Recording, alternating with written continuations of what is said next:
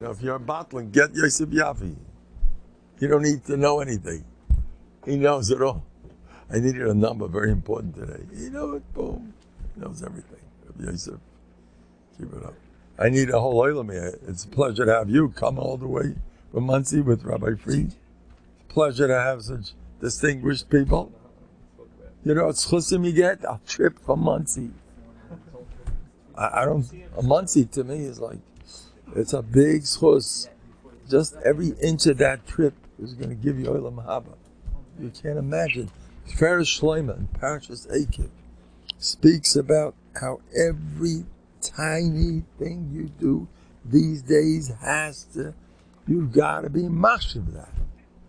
Every inch. Make a spiel out of it. I had a matzav the other day. Something happened. Oh yeah, what happened? I don't get criticized so fast. I don't know why. But I'm always getting everything's great. If to see Nebuch, I need so much covered, he says, okay, here's some more. Nebuch, these old guys, they need covered. And the criticism, so we'll hold the wall, shame. So one day,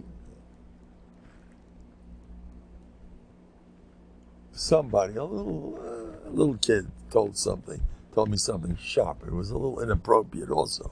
What, we're okay? It was a little inappropriate also. Little kid. That day,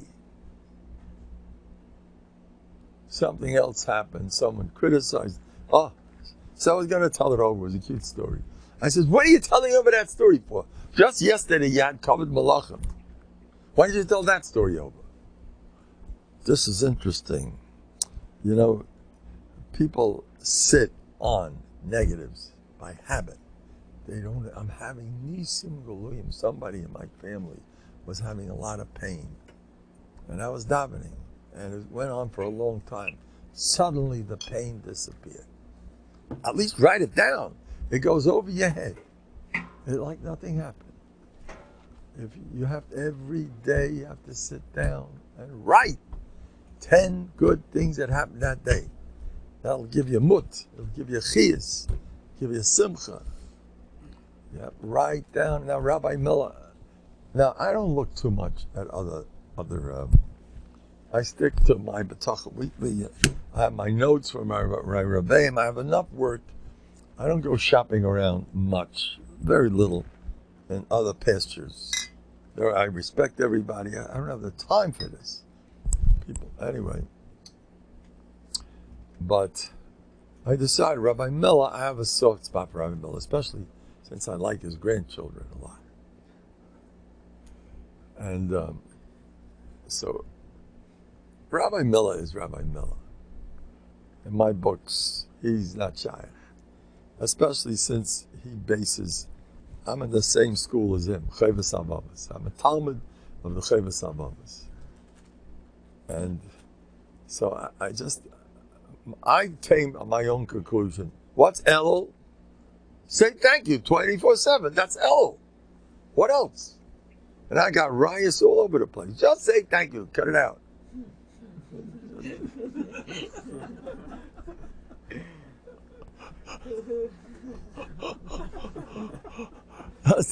You want to take a look at the Heilige Torah. That's all the Torah is fetching. The Torah is always, you didn't say thank you. That's all we hear about. It's coming out of our ears.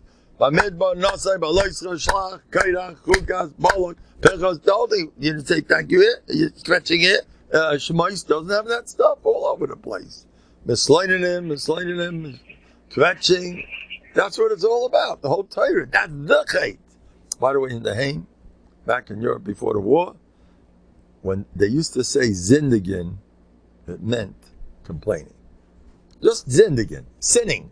This guy's a sinner. A sinner means a complainer. I'll say b'schus Reb Shlomo Golos Hatzal, a sweetie, he was a chazan Nebuch.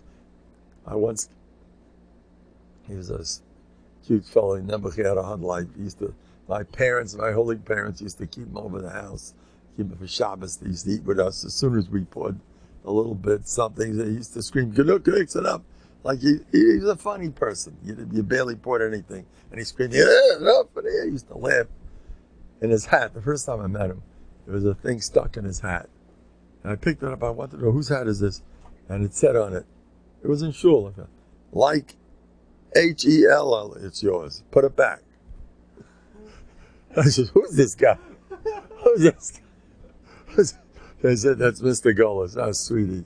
Shleimal Golis. He was a chazan. Remember, he lost his voice when his son was nifta. Oh, sweetie. I met him in home for the sages of Israel on Willett Street, in the west, in Manhattan. I went to visit him now because he was holding back, he was in a nursing home. It was very not pashut over there. So he started crying, and he never did that. Never, ever, ever. He was jovial, all the time laughing and joking. Look at his hat. My hat's also interesting. Rosh Kibag. Anyway, so he was crying, and he told me, Yudala, Yudala, Yudala. An old Russian Yid and a Swedish sugar. Those Jewish people, there's nothing like them, especially our Vad, our Chavra. They're super. Anyway, so he said, Yudala, Yudala. He started crying. I saw what was happening. There was certain in his body, he needed certain help that Hashem Yerachim. No one should know if it say, let's not get old. You get old, different Yisurim. This doesn't work. And I saw what was going on. It was very unpleasant what was going on. I saw it. And he started crying. And he said, Yudala, Yudala. And he says, Ich bin nicht kein Sündiger. I'm not that type that sins. But this is a little tough on me. But that was his lashon. I'm not a Sündiger. I'm not one of those. That's what they called it back home. A Sündiger. What are you Sündiger? What are you fetching? What are you sinning? That's called sin. Fetching is called sin. And by Chazal, Nus was called Aveira. Stam Aveira was Nus. That's like the epitome. So in the Haim by Elohim, the epitome of, do you know that I heard in the Novhardok a Zog that the worries are like some of these Kvetcherai worries, it's worse than a Rurim Royim. What are you doing? It's not healthy. Get it out. Okay, look, we're all warriors. Let's stop. Maluchim, we're worries, and it's a big tikkun to be a warrior. And keep up the good work. So you worry, but to inspire you to stop worrying, I'm saying this stuff, but don't take it too serious. You're not against a bum, I know Gedolei Yisrael who had such weaknesses. Grace and Eden, they were nervous types. What are you going to do? All these nervous types ain't a Raya P'nei Gehenna. If you're a nervous type, no Gehenna for you. You come to the next world, they're gonna, it's gonna be scary up there. No matter how good you think you were, you're in for a lot of surprises. Everybody is. But good news. You were a warrior? Oh, okay. You had your Gehenna already. Now, we'll leave you alone. The Gehenna is not for you. That's what's going to happen to those people who thanked Hashem for the difficulties they had in life. Those people are going to raise tons of din in this world and the next world. You already said, like you're waiting. For me, the pits is waiting for the bus to just rolled in when I was just about to make my turn and speed away, and here comes another one of those heavyweight champions. Who wants you in the road? Today I saw a truck, oversized. Yeah, I know that. That's the problem. Oversized. Hey, what are you doing on the road? We can do without you. But things are moving smooth. Now you have to pop up and make everybody depressed. All the motorists are saying, okay, no. And he has to angle himself so he shouldn't run over hip the people on the streets. The guys are Oig Malach HaBoshen. They have them all over, these guys, just when you want to make, here he is. Anyway, I'll tell you something. If you're Makabal that, Zundel Misalat says, Koli Kuva L'Teiva. Every ikuv, when you're delayed, it's a taiva. Say it with your whole heart. Get used to having patience. Don't think anybody really has it. I don't know if you could expect to have it. An American red, white, and blue guy should have patience. Not in this Gilgal, but try. A little bit. I used to see my father and my uncle, the Mandels, they used to sit down, and then all the time the clock stopped, and they used to schmooze and sing. A different world, They had menucha. That's the big thing. Anyway, so those people that are operating mitoich bilbul without menucha get 1,000 times more schar than the other ones. I'm not putting down the last days, but the schusim that we have to operate despite my deep-seated inferiority complex, that this one gave it to me, and that guy who messed me up when I was 5, this guy messed me up when I was 8, this guy, that, and all that stuff I'm living with all the time. That is your God. That's why you're going to be zeichet to everything. Now I want to tell you something. People could work on themselves. Aaron Kotler. There's a story circulating about him. I'm responsible. I just want to correct the story to be said properly. That I heard from my dear friend Yitzhak Dershowitz that he had to overcome. Now to say that he had to, in the area of getting upset, he had to overcome. Now, to say on him, to the degree that in his later years, his wife said, you're way too patient. Like this guy was making him a sugar and being mavazeh him. And he was calm like anything. And his wife said, you're so different than what you used to be. To say that he had anything like the way we have when we get angry or upset, no way. When he was a little boy, Rabbi Yaakov Kamenetsky's mother saw him, and she said, the Shechina is on his face. Rabbi Yaakov said it on his Levaya. And I myself heard about Rabbi Aaron Kotler. I heard from a Yid, an old Yerushalayim Yid, who learned in Slobodka. Dvortz, his name was, if I'm not mistaken, Dvortz, Choshev Yid, Shalayim Yid, Chevrena. He was in Slobodka. He learned Slobodka. We're going back, how old I am? I knew people, from way back. Anyway, he learned Slobodka in Rabbi Aaron's time. And I believe he was older than Rabbi Aaron also. And he told me, everybody knew, as soon as Rabbi Aaron stepped in, this is the future Gadol Hador. And now I checked something recently, that the Alta used to take walks with him. And they used to schmooze around, not in learning. And it was about to be mechazik Rabbi Aaron. He was a yassim.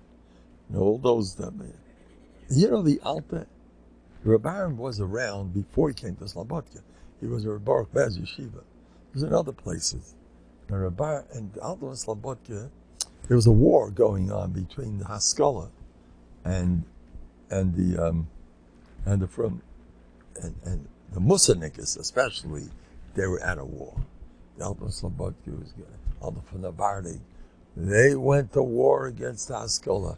When Sarah Shinera went to war. They were in for those people that had nobody.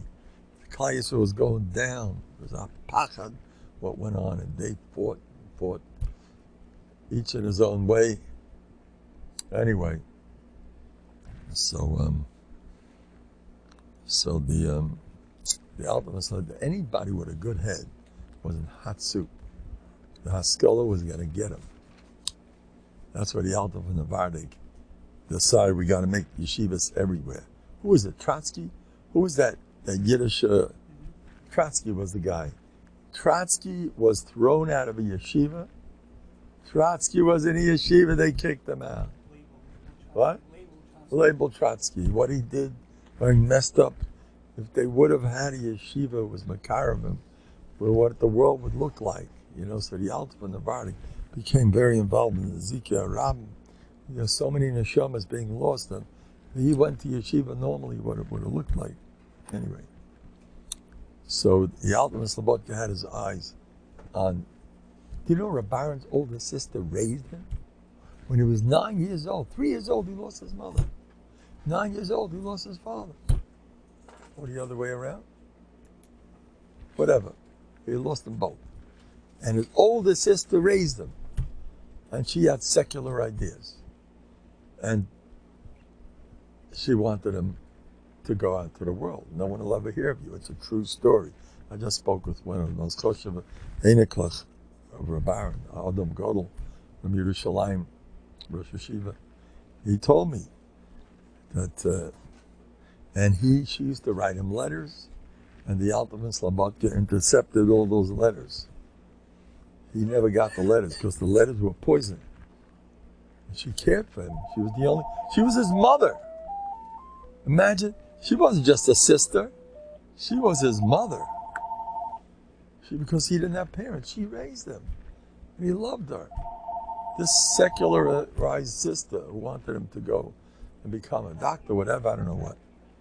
So she sent them letters, and the Alter Slobodka sent Avram Grudzinski, I believe. This is the way the story goes. He sent Avram Grudzinski. Avram Grudzinski was the number one Slobodka Talmud. There was nothing like him. He was a successor of the Alter. He took over Slobodka together with Isaac Sher. He was not Shaykh. And I think the Alter sent him to the post office. He picked up all the mail and brought it to the Alter. The Alter kept all the mail. And he sent back letters to her in the name of Reb Baron. And Reb Baron never knew anything. You imagine what the Alter was doing to save Reb Baron, how much work had to go? And the Alter knew all this stuff, right? I hope I got the story straight. It's revolving. Anyway, so the Alter used to take walks with Reb Baron. He was all depressed. The only mother he had was the sister. And she's not writing him. She doesn't care for me. And he didn't write her. It's a pellet. The whole thing. The Abishter was behind everything. So the Alter used to walk him home every day for years, I heard. And they spoke a lot, not in learning, but building him up. You're going to steigais, you're going to be a gadol, but he needed a special build-up. Don't worry about your mother, about your sister, you know. I got all the letters, I'm stealing them when you're not looking. But the Alter Slobodka was no fool. Can you imagine? A master, they said from all the Alters, he was the biggest psychologist. Boy, did he know people. He knew you. He took one look at you. Rav Hutner, he once embarrassed him a little bit. He shepherded Rav Hutner. Rav Hutner had enough. I'm leaving Slobodka. On the way, he passed by the Alter's house over there to get some whatever. And the Alter's Rebbitzin told him, do you know how much tears the Alter is shedding that you should straighten out? You know how much he cries day and night? He stands in a corner, dabs his head off for you. He heard that. He changed his mind. Hey, Alter Slobodka. He chepped. You know that he chepped? He would say to a Talmud, Russia, and he put out the light. And you had to be on his good list to do that he should do that to you. He didn't do that. Somebody that shepherded him didn't get that treatment. He did that to the ones he loved. He used to do things. They said whoever tried to imitate him was not matzliach. You can't do it. He was a pure heart. He was a pure, holy person. There was nobody in the universe like the Alter Slobodka. There's no words to describe him. The chusim he has, the whole yeshiva world belongs to him. It's not shaykh. Anyway, so I once heard a story that happened to Reb David Leibowitz. He was a young bacha. This is how I heard it. He was a young bacha, and he was a genius. And the Alter loved geniuses because there was a war against, Haskalah. We have to get the best people. They were trying to get him. Chavetz Chaim was on that list. They almost got him. You know that? Chavetz Chaim, Panabizharov. All the big guns, they were in danger. We're going to get him to our team. And then we'll wipe out Yiddishkeit. So it was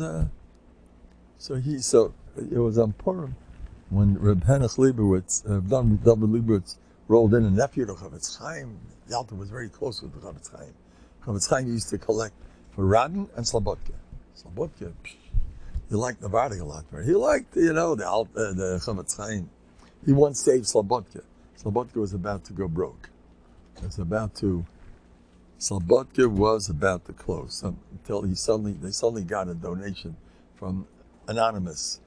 And they say that Anonymous was a Chavetz Chaim. He saved Slobodka.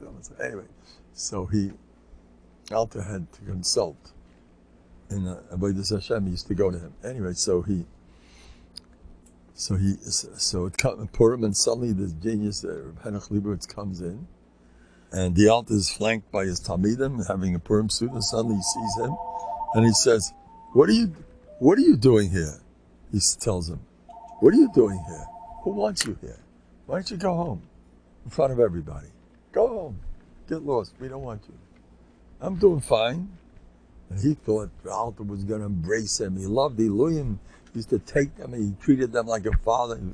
So Reb David was expecting treatment, like the best treatment. The Vila, he got this. So he packed his bags. "I'm getting out of this place. That's the Shalom Aleichem. I get for this." Now the Alter knew when he's coming. The Alter had his spies. You know that? He had a KGB. You know what he had? The Alter Slobodka? And the Novandig, the same thing. A big Eloi came. I'll tell you who it was. Reb Yitzchak Goldstein. He wanted to learn Russian. And the Novandig has got a hold of him at the train station. And they said, "Oh, we heard you want to learn Russian." How did they know everything? They had, "Well, come to the Novandig. We'll help you with Russian." And he came. The Alter from the Novandig got a hold of him. And he told him, stay here for 30 days and learn Musa. And we'll take care of that. Mr. Shem, you'll know Russian. Well, we'll take good care of you. After 30 days, he was sold. He became one of the top Talmidim. They say he rode over the Madrigas Adam. The Adam Goler, Chaim Shmulevitz's brother-in-law. They caught him in the bag. You know, they had at the train station, they chopped him up. They knew which train he's coming. Unbelievable. They're Mulligan Chevet. They weren't pushovers. And so the Alter Slobodka tells him. So the guy, David Leibowitz were ready to leave. So the Alter Slobodka, one of his top Talmidim, walks over to Reb David, and David is steaming, angry, and depressed. "This is what I get." And as he's packing, he taps him on the shoulder, says, "What's that?" "Stay here." "What do you mean stay here? You think I'm out of my mind?" "That's the Shalom Aleichem." "Stay here. The Alter wants you." That's his Shalom Aleichem. "Just stick around. Don't ask any questions on the Alter. He does these things. Doesn't mean nothing. Just stick around. Come inside. Make yourself at home. Pleasure to have you." Now, so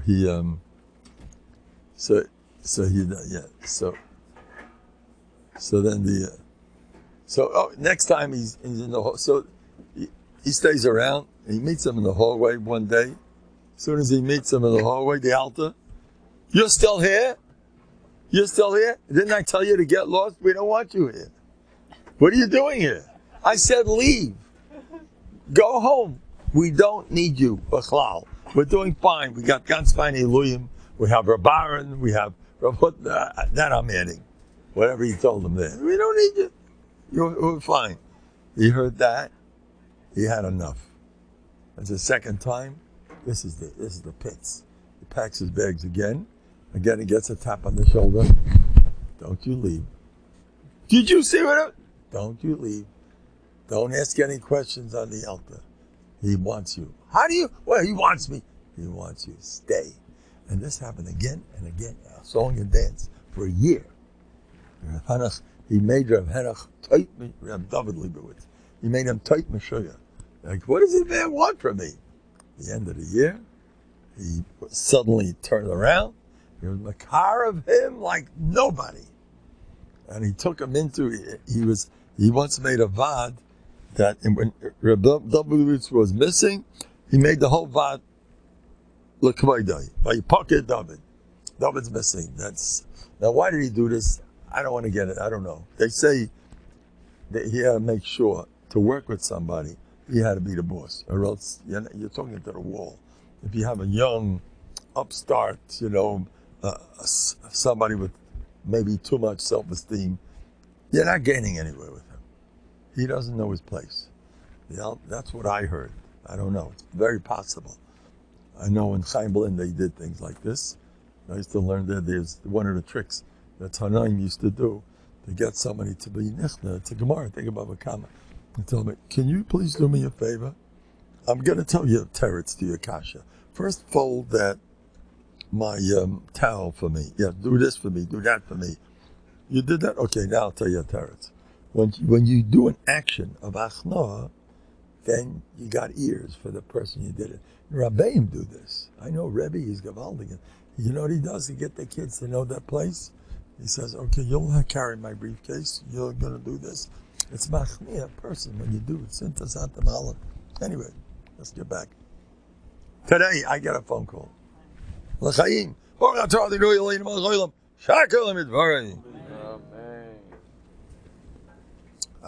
Gavaldig. Anyway.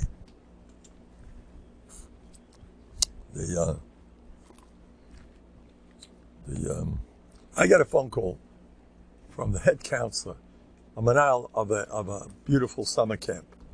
A 5-year-old kid that happened today. He called Rabbi Mendel, you got to hear this. All right, you got to tell it over. We'll see what it's like, if it's worth telling over. I have hundreds of people telling me, you got to tell this one over. You got to write this in Bטחון Weekly. You got to this. I have a head for all this. But anyway, this one I liked. A 5-year-old kid. They were giving one of these, the grand prize, the last day of camp. I think it was today. This prize, a kid goes riding on a thing. I forgot what it's called. The best toy in the world. And the kid, a 5-year-old kid said, Ma, I won. How do you know you won? I have Bטחון. 5-year-old little booby. I have Bטחון. And he takes his ticket and he writes on one side Tzvi, the other side he writes Bטחון. Now, the head counselor heard about this before, and the mother's laughing, cute kid, Bטחון. Oh, you have Bטחון, blah, blah. That's so interesting, you cute little Baal Bטחון. Oichma Baal Bטחון. Oh, you're also, you're one of those big Baal Bטחon at 5. At 5, he's going to win. The kid said he knew about this, the head counselor, before. Now he got up there, he picks up the ticket, hundreds of kids, picks it up, and he sees, lo and behold, the Baal Bטחon won. And he said, you won, Tzvi, you won! You had Bטחon. Now, the best part of the story is Tzvi's reaction. Yeah, of course. I mean, what are you guys getting excited for? Bטחon. Now, there's a meister of Aaron told over, heard from Yosel Kaufman, Reb Shmuel Salant. Reb Zundel Salant got the best shidduchim. He had an older daughter who wasn't going anywhere with shidduchim, and he gets up one day, he says, watch this. And he didn't have a position, he didn't have money, he wasn't, he was a gadol, but Reb Zundel Salant was not, they say, he wasn't heading for such a glick shidduch. And he said, guess who I'm getting? I'm getting Reb Shmuel Salant. Shmuel Salant was in the process of getting divorced, but I got him. And he got him. It was a Meshuna Dikamaisa. The next one, Shmuel Salant became. Then Reb Shmuel Salant, he left, he went to Eretz Yisrael, and he goes to Reb Shmuel, he says, I want you to come along with me, his son-in-law. He says, I have a position here, I'm not coming. He says, you're going to come, watch. I have Bטחon, forget it, you're coming. Like a short while later, he started having some chest pains. Goes to the doctor, and doctor says, you must go to a warm country. That's Reb Zundel. Zundel, schus Yegan Aleinu. He got all the shidduchim he wanted. Then he's in now what? Yerushalayim. Where was he? In Yerushalayim. There's nobody there. The whole yeshiv. You need a bacha for your daughter. Where's a bacha? So he said, the next boat that comes, I'm taking the first bacha off that comes off the boat. That's my daughter's shidduch. And they thought, yeah, Reb Zudel, it's going to be fine. And first boy that came off, he walks over to him. Shalom Aleichem, what's your name? Good. His name was Nothen. I was on his cover. It's in Queens, by the way. Nothen was the bacha. Shalom Aleichem. Now, I have a daughter in Shidduchim. Those days, they didn't, get complicated. They were all a little bit like Novandi. I'd like my daughter. I'd like you for my daughter. He said hello. He didn't know him from Adam. Who knows who this guy is? Could be an Amoritz. Who knows? So he said, all right, it's a deal. I'll marry your daughter. They shook hands, kissed top, drink l'chaim. Now, they notified a girl later. Hope there's no ladies over here. Ladies, please don't listen to that. Anyway, we're not going to, don't worry. Today, we'll be more, give you an idea. You can see him another 8 dates, 10 days, get good and complicated. See for me, chas v'shalom. We're all in the same boat. We're not that much there yet. Anyway, so he was his chassan. Then, right after he became a chassan, he started speaking and learning with him. He's out of it. Did you learn this thesis? Who? and there was Bnei Torah. Zunel was a goyin olam. Was he big? And all the Bnei Torah, Yerushalayim, and Bnei Torah those days, they come, Mazel Tov, say a word to the chassan, they tell him about, and he's sitting there like, he knows nothing. Zero on him, or it's deraisa. That's what he got himself. So, this is in print, and they say Rabbaran told it over. Now, there's a knech, I heard B'Shem Rabbaran, that so they said, Reb Zudel, you sure you know what you're doing? He says, I said the first bacha that's coming off the boat is marrying my daughter, that's it. Anyway, under the chuppah, and there's an Amoritz over there. It's terrible. Right afterwards, he opens himself up, and out comes Kala Teda Kula. He was an Einikul of the Shagasari, a big Miyuchas he had also, and he knew Kala Teda, every guy knew him. Why didn't he say anything? Because he made a Kabbalah. Till he gets married, he's not speaking. No Torah. He himself was to pull something like that. How you gonna get married? But that was his Kabbalah. So this is the PS of the story. Reb Shmuel Salant was concerned. Who's his new brother-in-law? And when he saw that he was a guy, he was the one to find out first. He opened up to Reb Shmuel. So he ran to his shver, to Reb Zundel. And he says, we got a catch. He's a great island. He said this, he's that. So Reb Zundel looked at him like, okay, what's the chiddush? I had b'tachon. He was not fazed. I heard that B'Shem Rabbaran. He wasn't fazed. How's that, Rabbi Say? You got to work up b'tachon, maybe it's b'telfon. Anyway. So,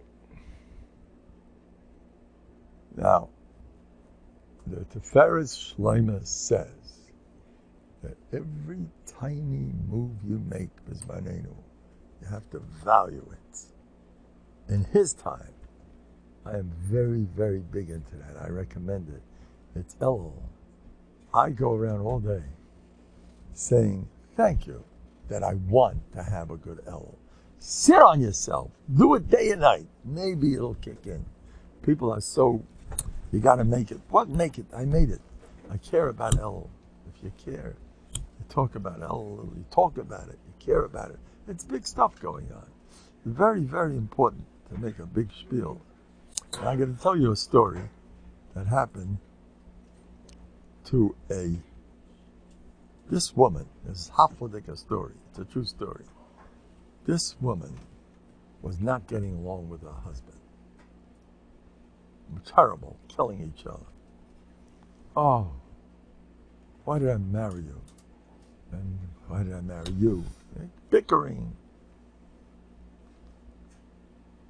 Anyway, one of the complaints against him was he doesn't learn. And what made her really dislike him? She's always listening to a schmooze from one of these top-notch speakers. Hate stop learning! You're not learning, you're not worth a penny! You gotta learn! And she is constantly listening to that schmooze. He's not. I think it would be an idea if he listened. But he's not cut out. The guy's simply not cut out. It's not happening. And she comes home after what a great sermon. My heart is full of love for Torah. And she comes home, and here goes, and hate for my husband. And she comes home, and she looks at her husband, and there he is. Whatever he's doing is not with a black Gemara. He's a nice fellow. He's sweet. He's good. He makes money. He's from, but he's not. And the more she hears this guy, this speaker, the more the shalom bias is on the rocks. Thanks to Musa. Here you got a great situation where Musa did the job. Watch out. What Musa shmoozing? So I was involved in this. And I told the woman, lady, you to listen to that schmooze. No, I didn't say that. I don't want to say what I want to say. But it's asa for you to go to that schmooze. It's killing your shalom bias. For somebody else, it's great. Not for you. What are you doing? And this another guy, the same thing. His wife isn't as tznius as and he keeps hearing lectures and tznius. You got to be tznius. He comes home, his wife is 100%. Keeps halacha, but she's a little cool, like a lot of ladies today. They do certain things that are a little bit, and he can't stand her. And after hearing such a fiery schmooze, tznius, and there's my wife. I told this story to one of the big rabbanim here in Lakewood, and he told me, they say, you want to kill your shalom bias, listen to a shalom bias schmooze. That's all you got to do. He comes home. I didn't know that women are supposed to be doing that for husbands.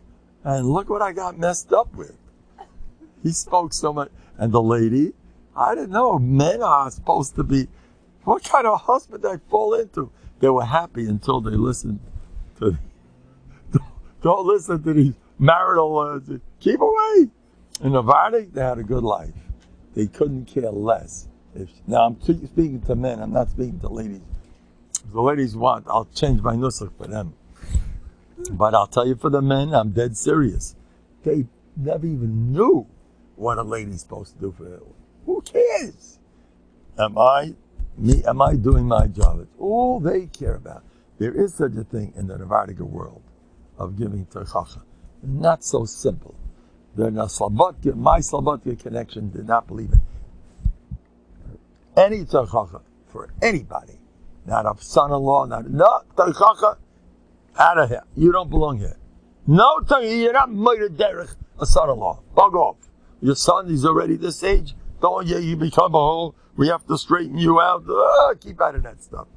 Science Slobodka in Novanik, one person did. I don't know how much they all went along with it, but this person did hold. But the way he gave me techacha, you can eat it up. You know how to do it. But that's such an edelkeit. If you know how to do it, that's a different ball game.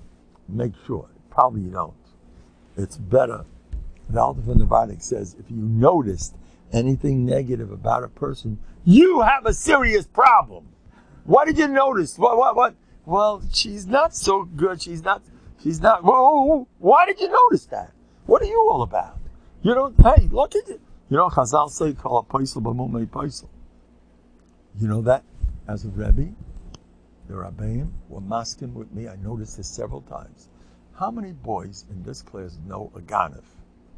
all the kids who have a reputation of doing that type of stuff, or a liar, all those kids raise their hand. I know somebody like that.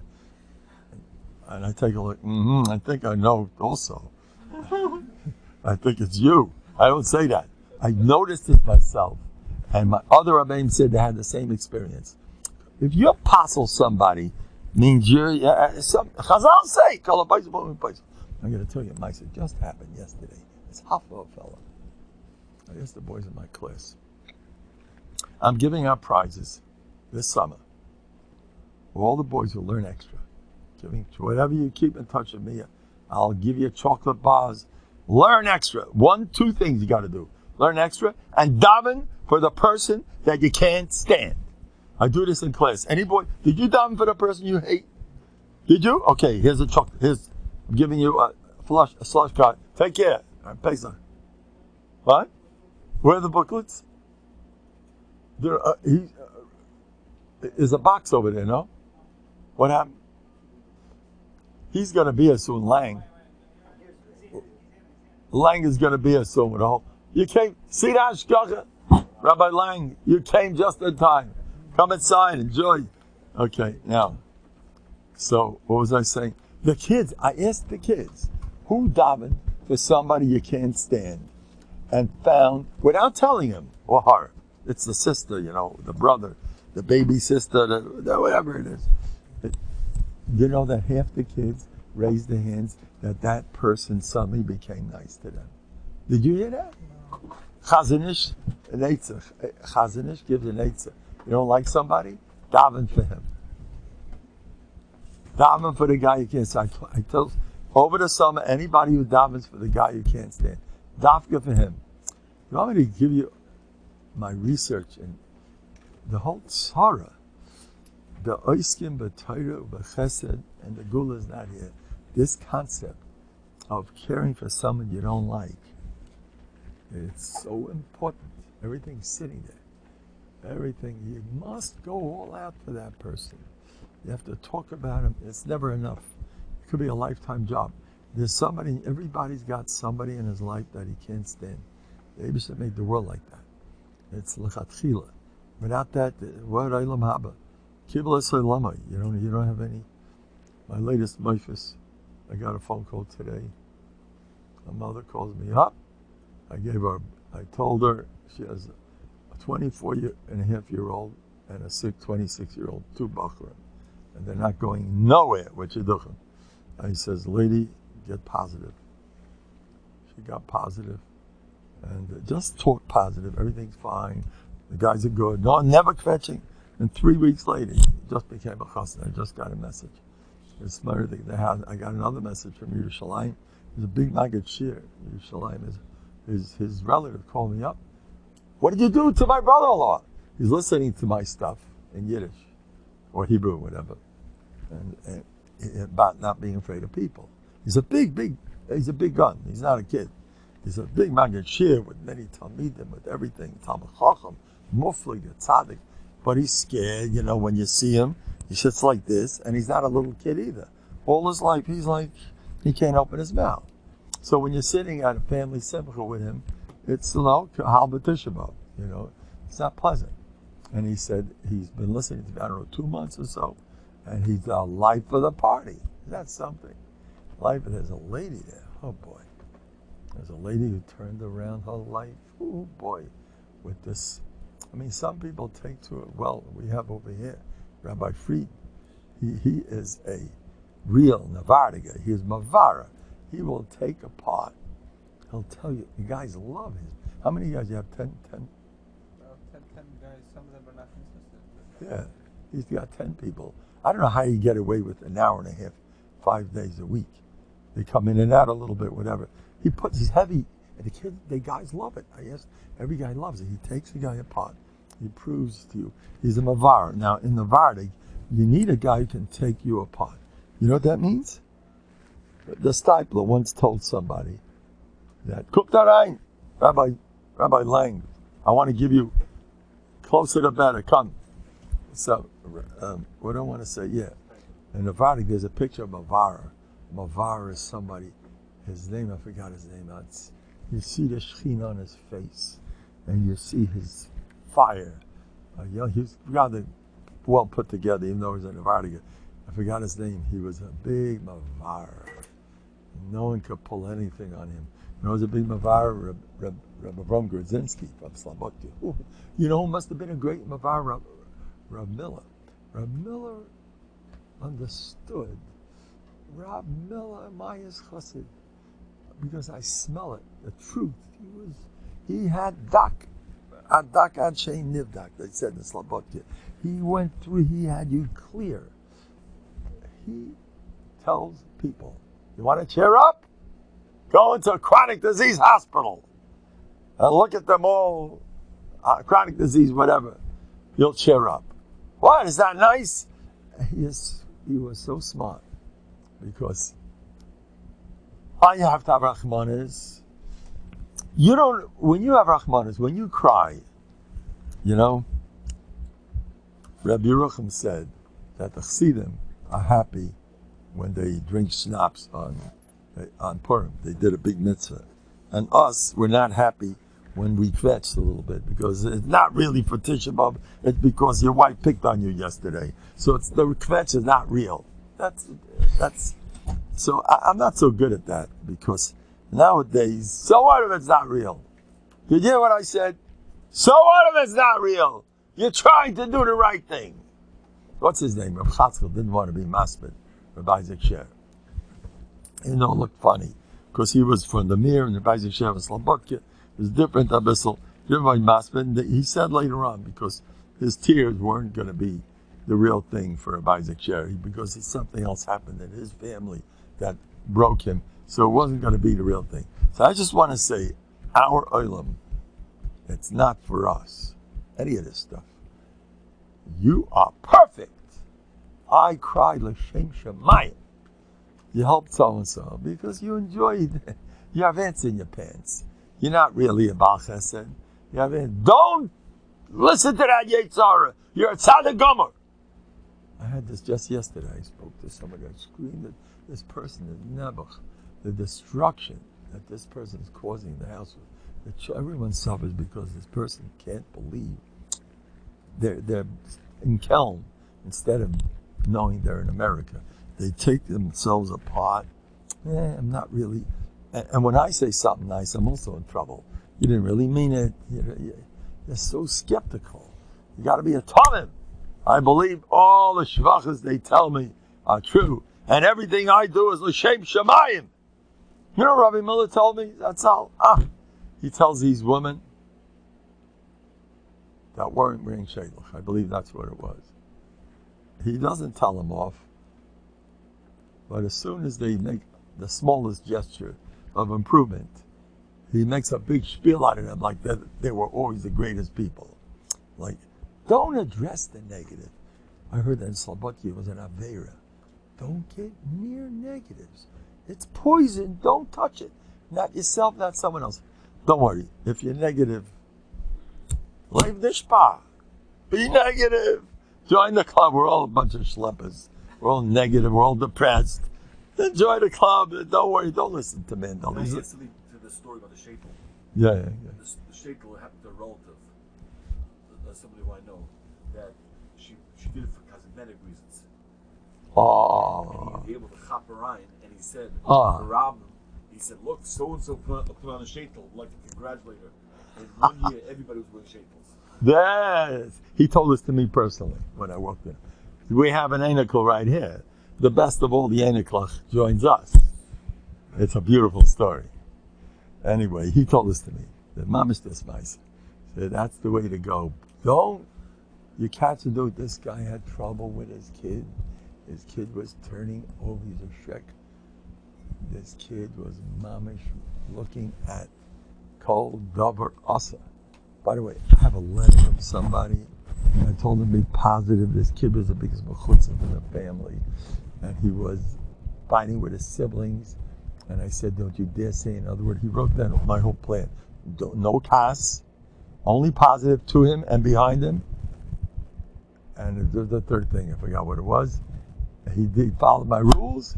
In 2 months, he had a different kid. The kid was a big mechutzav. He had a Pesach that full of derech eretz. Anyway, but this other fellow was mamish looking at the worst things in the world. Now, I am not impressed with addiction. If you're afraid of them, then you got a problem. What's an addiction? I had somebody, you want to know what not having the spilus means? I'm a king of that. I live at the worst problems. You'd be shocked how often I come out ahead. You're fine. You know how many people call me up? I had a myphus, and so you get in a myphus. Somebody, I got a phone call. A bacha. Nabuch. I don't want to go into his details. What's with him? The bacha has to go through terrible operations. Excruciatingly painful operations. Something is wrong with him physically. Very wrong. Whatever, an obvious problem, Hashem Yirachem. And I met him, and he came to me, and can you please give me a bracha? I says, no pain. I got a call from him right after the operation. He went through 10 of them. This one had no pain. I have a lot of ladies giving birth. A lot of them. My wife has 8 kids. The one with you gave the bracha was the easiest lady of all of them. Do it. You can do the same thing. Give a bracha. What's going to hurt you? It's going to be perfect. Say it with a stoltz. It's called bטחון. I went to Rav Scheinberg. Something happened. The family, one of my Nicholas got hurt. I'll be perfect. You have bטחון right there. You don't have to love Musa. I have bטחון. Yeah. Talk yourself into it. Talk positive. Only good comes out of positive words. Only good. I had a ma'aseh with my foot. I saw my own eyes when you're positive about a person. Suddenly that person's smiling. I saw that calm upon him. I was radiating a lot of behind the guy's back. Everything would be okay with him. Suddenly I take a look at him. Hey, how come he's always going around like this? And he's smiling. I asked my Rebbe, what happened? He says, you always thinking bטחון on that person? So you got a happy camper. That's murder. And myself, I had trouble with my foot. And I was harving on bטחון. It didn't get better. I had to keep my foot up for a long time. And for some odd reason, I was in class. And they had this an interesting, comfortable chair, but it was so geschmack, sitting like a meshuggah with my foot up. It was crazy geschmack. It made no sense. And I asked my Rebbe, that's funny. He said, that's bטחון. Even if you didn't get what you're supposed to be getting, you're oisig and bטחון. The Abisha treats you different. I once had a procedure done by a nurse. And the nurse was out of her wit's end what she did to me. She did to me a very painful procedure. Very painful. And not only she had to do that, but she did it wrong. And she had to do it again. And Rabbi say, I didn't feel a thing. Not the first time, not the second time. And till today, she does not believe me. She says, I hurt you. I did. No, I did. No. You don't want to say, lady, I didn't feel nothing. I did hurt you. No, you didn't. I don't believe you. That's how she still doesn't believe me. If you're Isaac and bטחון, you get different service. Sit with the Eibishter. I got. By the way, if you're having difficulty in anything, you know what the disciple says? Big things come only through lots of difficulties and lots of tsar. You want to work on bטחון? Don't think you overnight, but work on it. And when you get a no from the Eibishter, keep working. And it's not working, so what? I'm still Beitayach. You know what schar you get when you're in action? When you're stubborn? Oh, that thing I've been davening for years and nothing's happening. Well, now it's going to happen. Rav Geshen says, Noah's pilot from the past. What's the past? Past doesn't, but years. Today, we're having the issue. The body was very big into that. Today, we're having the issue. Keep going. the schar of working on b'tachon. The next world, that's worth much more than nachas and shmachas and panusin. This is more than learning. Rav Scheinberg told it to me. B'shem the Gra. The only reason Talmud Torah can get kulam is because he'll be forced to have b'tachon. The guy says, "Ik and asinas Torah b'tachon." Now, don't close your gemaras, please. Rav Scheinberg was the biggest masbid in the universe, but b'tachon was his thing. You know, I was under his bed during the 6-Day War when we were bombing like Meshuggah. It was the first night, Monday night, when the war started in Yerushalayim, and it was horrific. The bombs and the noises were in disco orphanage in the hallway, in the corridor over there, and all the guys.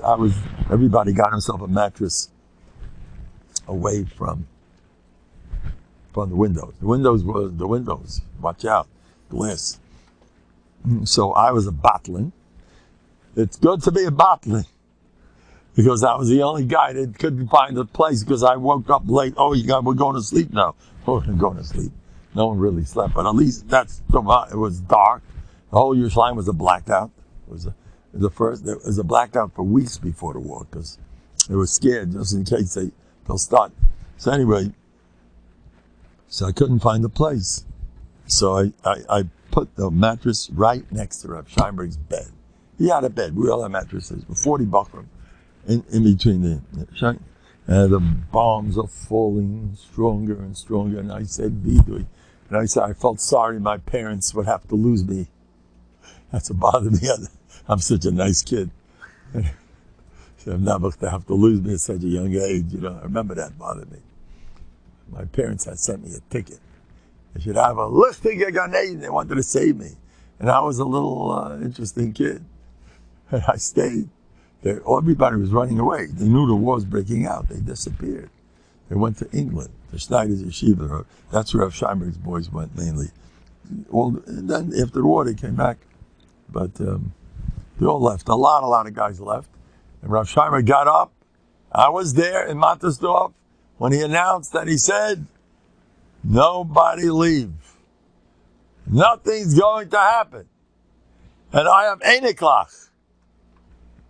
And I'm telling you, don't. He was very stark. Nothing's going to happen. I didn't like that one. And by the way, I read in the Yated years later, 30 years later, they had planes running without gas. You know, the 6-Day War was Meifsim Galuyim. We didn't stand a chance. It was ridiculous. They had Syria from the north, Jordan from the east, and Egypt from they were way, what? And Iraq, really? He comes in handy. Good to have you. Anyway, so Rav Scheinberg left at the whole thing. He worked a lot on B'tachon. That was his big thing. And so I was by the bed, and everybody was shaking, and the walls were shaking. It was crazy, thick walls, disc and orphanage. They had the walls of mamish like an amoliga. Anyway, and Rav Scheinberg is sleeping, and then things get it got worse and worse until the bombs were mamish. You heard it was the impression was that all the homes around us are all smashed up. Now we go. Because we heard tremendous, the noises were frequent. And the other end of the Discan orphanage, the assignment, there are a group of 50 assignment with a madrich over there. Shit on my eyes! When it got real bad, the kids were going sugar. Singing, saying Tillim, and Rav Scheinberg sleeping. So I went over, I said, someone got to wake him up. This is the end, you know. It's the end. You got to sleep through it, you know. You got to say Vida. You got to do. It's over. So. Who's going to do it? His Einikel, one of the Altuskis. We elected him to do the job. I remember the Zayda. You see what's going on? It's over. You know. He gets on. Huh? What did you wake me up for? It's nothing. I was there. B'tachon. What do you say? Habakeh b'Hashem chesed yisay v'menu. Em shel hov v'zochel the gula shleima b'karav mamish.